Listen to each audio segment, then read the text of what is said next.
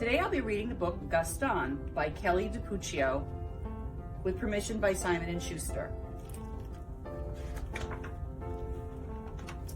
Mrs. Poodle admired her new puppies, Fifi, Fufu, Ooh La La, and Gaston. Would you like to see them again? Fifi, Fufu, Ooh La La, and Gaston.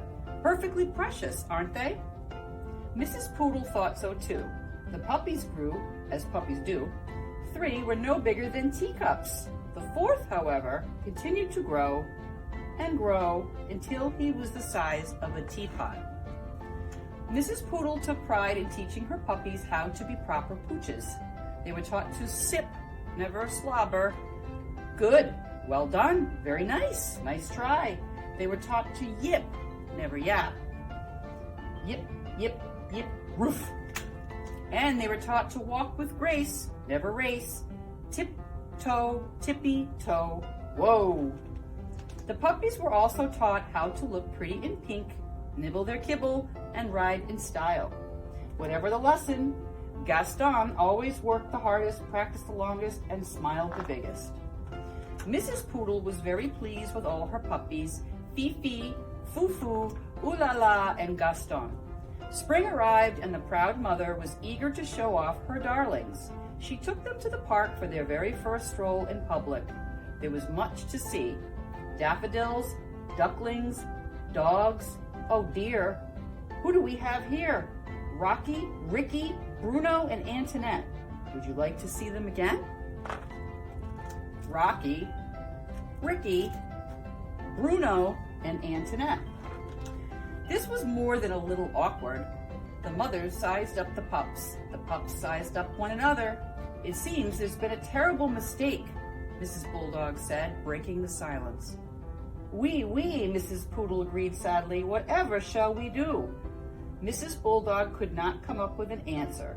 I guess we'll let them decide, she replied at last. Gaston and Antoinette were young, but even they could see that there had been a mix-up. The 2 puppies began to circle around and around the group. Gaston walked with grace. Antoinette raced. Gaston yipped. Antoinette yapped. And when they finally came to a stop, the puppies had traded places. There, that looked right. It just didn't feel right. That evening, Antoinette tried to fit in with her new sisters, but she did not like anything proper or precious or pink. Food. On the other side of town, Gaston tried to fit in with his new brothers, but he did not like anything brutish or brawny or brown. Ick!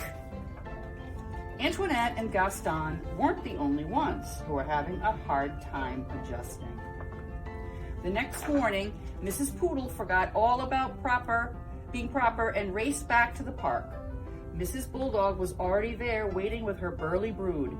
It seems we've made a terrible mistake, she nearly shouted. Oui, Mrs. Poodle agreed happily. This time, Gaston and Antoinette wasted no time trading places. There, that looked right, and it felt right too. From that day forward, the families met in the park every afternoon to play. Rocky, Ricky, Bruno, and Antoinette taught the poodle puppies a thing or 2 about being tough. Likewise, Fifi, Fufu, Ooh La La, and Gaston taught the bulldog puppies a thing or 2 about being tender. And many years later, when Gaston and Antoinette fell in love and had puppies of their own, they taught them to be whatever they wanted to be. I hope you enjoyed Gaston. I know I did.